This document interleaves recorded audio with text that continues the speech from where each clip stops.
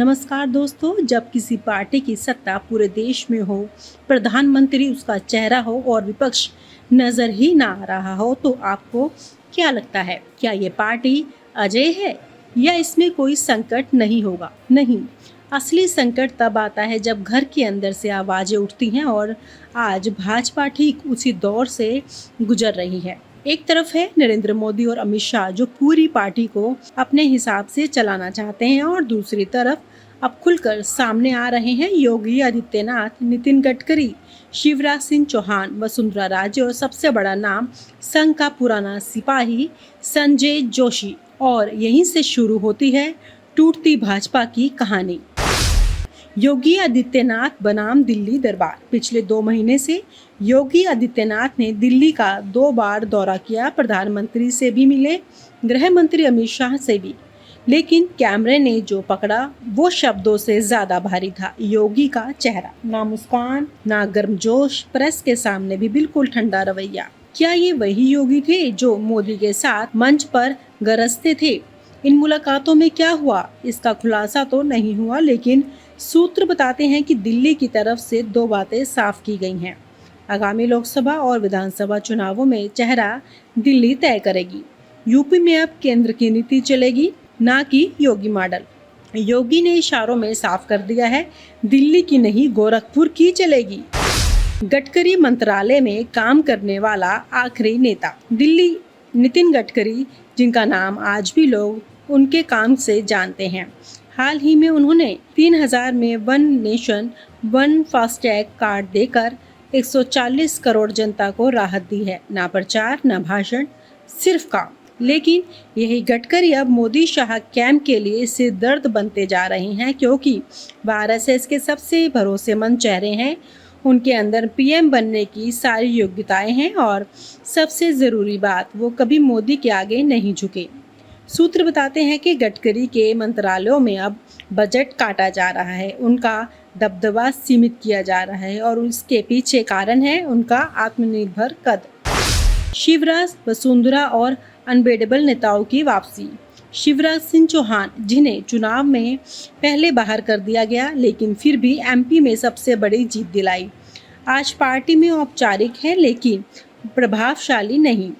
वहीं वसुंधरा राजे राजस्थान में अभी भी पार्टी की सबसे मजबूत नेता है, लेकिन मोदी शाह कैंप उन्हें टिकट तक नहीं देता। इन दोनों नेताओं में एक समानता है, ये संघ और जनता दोनों के चाहते हैं, लेकिन हाईकमान के नहीं। 2025 में दोनों ही नेताओं की वापसी सुनिश्चित दिखती है, और यह वापसी सिर्फ राज्यों तक सीमित नहीं रहने वाली, ये सीधे मोदी शाह बनाम बीजेपी की मूल आत्मा का टकराव बन चुका है। संजय जोशी वापसी की आहट। अब बात करें उस नाम की जिसे मोदी की सबसे बड़ी सियासी चुभन माना जाता है, संजय जोशी। 14 साल में कोई पद नहीं, लेकिन भाजपा के हर छोटे बड़े कार्यकर्ता से कनेक्ट। उनके लिए कई बार आरएसएस प्रमुख मोहन भागवत खुद दिल्ली आए, बात की, आग्रह किया, लेकिन मोदी टस से मस नहीं हुए। अब सुनने में आ रहा है कि 2025 में होने वाले भाजपा के संगठनात्मक चुनावों में संजय जोशी को दोबारा कोई बड़ी जिम्मेदारी दी जा सकती है, और ये तय है, अगर ऐसा हुआ तो मोदी शाह कैंप खुलकर विरोध करेंगे।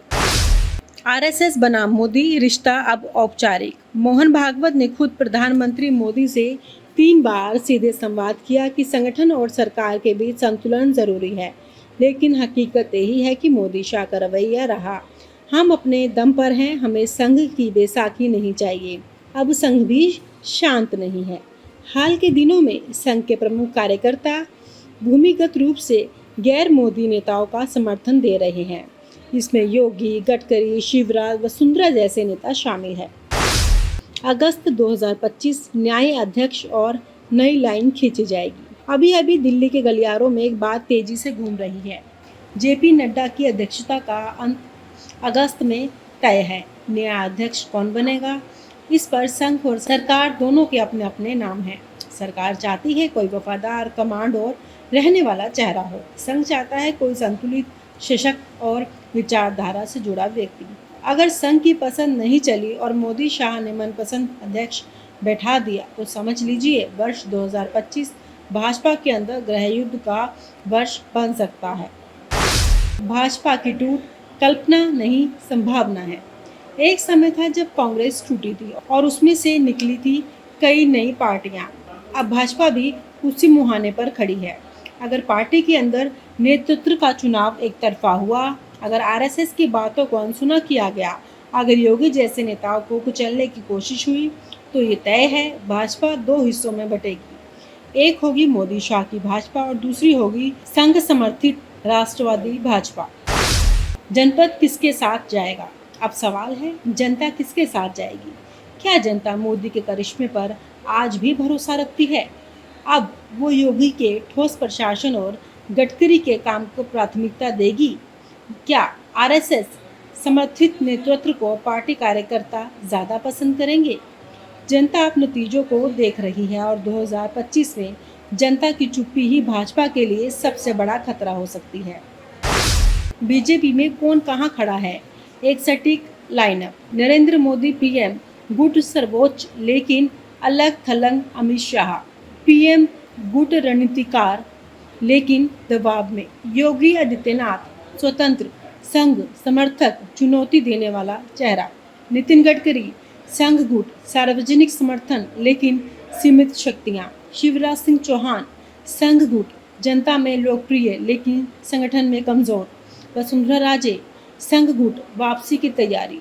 संजय जोशी संघ गुट, पद नहीं प्रभाव ज्यादा। मोहन भागवत संघ प्रमुख, संतुलन की आखिरी कोशिशें जारी।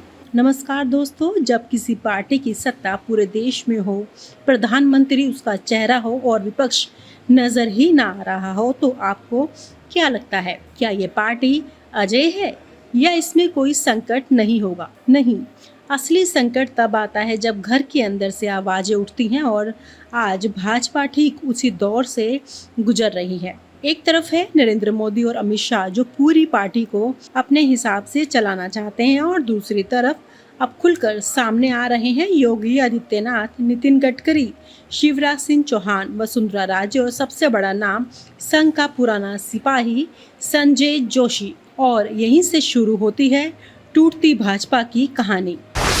क्या भाजपा की बारी अब कांग्रेस वाली है? कांग्रेस तब टूटी थी जब इंदिरा गांधी ने सब कुछ अपने हाथों में ले लिया था। भाजपा भी अब उसी मोड़ पर खड़ी है, जहां एक नेता, एक नीति सब पर भारी पड़ती है, वहां लोकतंत्र नहीं दरबारी संस्कृति जन्म लेती है।